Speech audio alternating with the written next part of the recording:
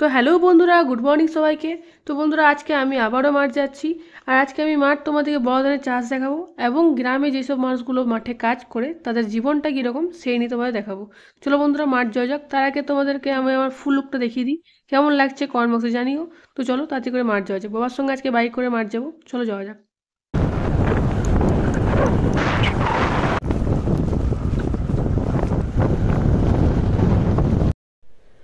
তো আমি আমার মাঠ পৌঁছে গেছি, দেখতে পাচ্ছ বাবা দাঁড়িয়ে আছে।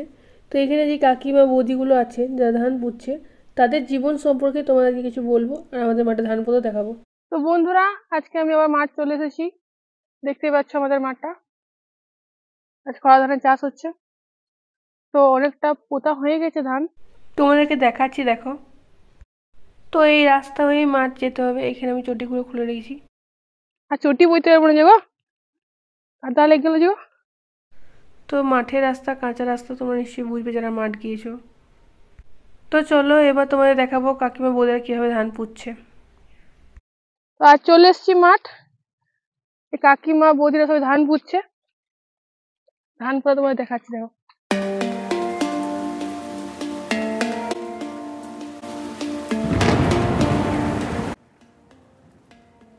সারিবদ্ধভাবে ধান পুঁতছে, দেখতে পাচ্ছ। একতলা করে আফর নিয়ে আসছে, ধানগুলো পুঁতছে।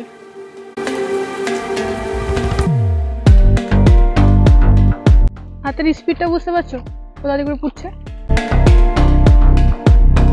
ওইদিকে আরো 4জন কাকিমা বৌদি আছে, চলো দেখাচ্ছি। সুন্দর সাজিয়ে সাজিয়ে পুঁতছে দেখো।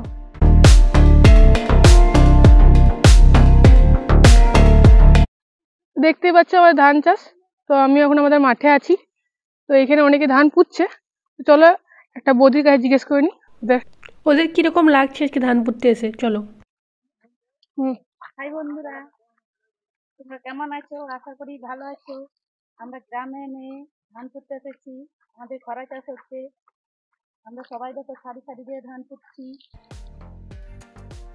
এই দেখো আমাদের ধান পুঁতা হচ্ছে, আমাদের কত মজা লাগছে, আমাদের খুব আনন্দ লাগছে। কাকিমা কিছু বলছে, বলো কাকিমা। আমাদের খুব ভালো লাগছে, আমাদের কাকু খরা ধানে চাষ করেছে। এই যে আমাদের বীজ, আমরা এইভাবে চলি। আমরা গ্রামের ভাষাতে বলছি, আপনারা কিছু মনে করবেন। এই যে এইভাবে খোলা হয়, এই যে এইভাবে অল্প করে, এই যে রাখছি অল্প করে, এইভাবে সারি সারি দিয়ে নেন।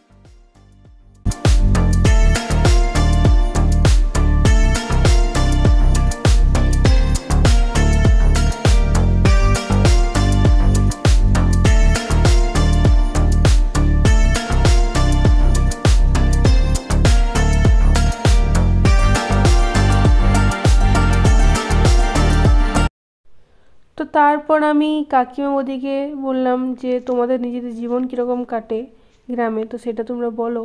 তো সেই জন্য সবাইকে মাইকটা দিয়ে দিয়েছিলাম আমি। তো ওদের জল লেগে হোক বা কারো হাতে হোক মাইকটা অফ হয়ে গেছিলো, সেই জন্য কারোর কথা রেকর্ড হতে পারেনি। তো সেই জন্য আমি আবার পরে একটা ক্লিপ নিয়েছিলাম, সেটা তোমাদেরকে লাস্টে আমি দেখাবো। তোমরা এখন ভিডিওটা দেখো।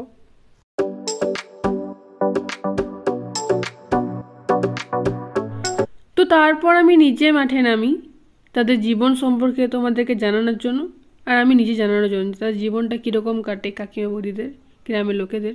তো সেই জন্য আমি কাকিমার কাছে যাই, কাকিমাকে জিজ্ঞাসা করি, কিন্তু মাইকটা তো অফ ছিল, মাইকটাতে কোনো কারণে অফ হয়ে গেছিলো, তাই কোনো ভয়েসই রেকর্ড হতে পারেনি। তো খুব খারাপই লাগছিলো আমার যে ভয়েস কোনো রেকর্ড হয়নি। তো মানুষ একবারই ভুল করে, বুঝতেই পারছো, মানুষ মাত্রই ভুল হয় যখন।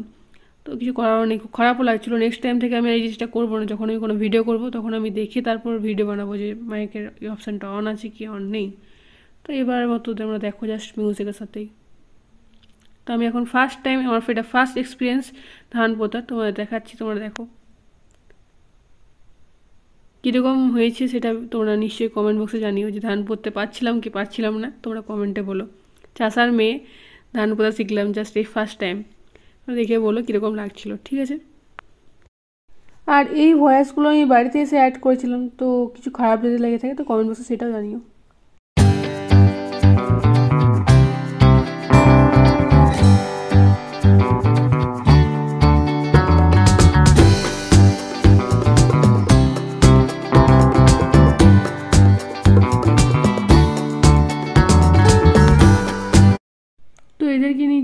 বানালাম সেই ভিডিওটা তোমাদের ভালো লাগলে প্লিজ লাইক কমেন্ট শেয়ার করো, অবশ্যই আমার চ্যানেলটা সাবস্ক্রাইব করো।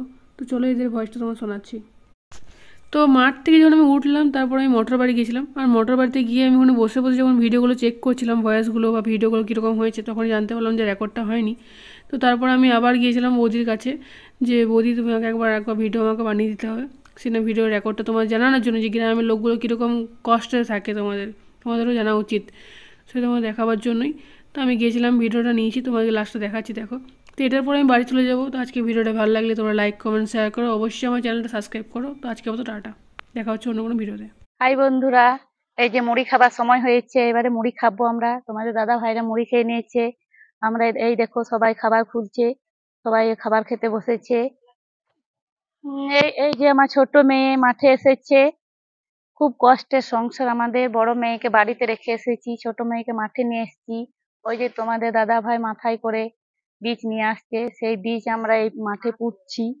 মাঠে পুঁতে এই ধান উঠবে, এই ধান থেকে আমরা এই ধান থেকে আমরা চাল পাবো। সেই চাল আমরা মানে ঘরে সেদ্ধ করে আমরা সেই ধান থেকে আমরা চাল পাই। সেই চাল থেকে আমাদের মানে যতটুকু পারি ততটুকু করি, কিন্তু সেই ধান বিক্রি করে আমরা সংসার চালাই। আর এই দিন মজুরি, আমরা সব দিন ধরো কাজ করতে পারি না, যখন পাই তখন কাজ করি। কাজ মাঠে খাটালি পাই না, যখন পাই তখন করি। আর এই দুই মেয়ে, বড় মেয়ে ক্লাস 6-এ পড়ে, ছোট মেয়ে ক্লাস 3-তে। বড় মেয়ে টিউশন পড়াতে পারি না, অভাবের সংসার। আমি এই অল্প পড়াশোনা করেছি, অল্প বলতে এই মাধ্যমিক পড়েছি। এই মানে যতটুকু সম্ভব ততটুকু দুই মেয়েকে বাড়িতে অল্প বসাই, মানে সেই শিক্ষাতে যতটুকু শিখতে পারে। তো বৌদি কাকিমা আরও অনেক কিছুই বলার ছিল কিন্তু বলতে পারেনি, কারণ তাদের খুব কষ্ট হচ্ছিলো বলতে।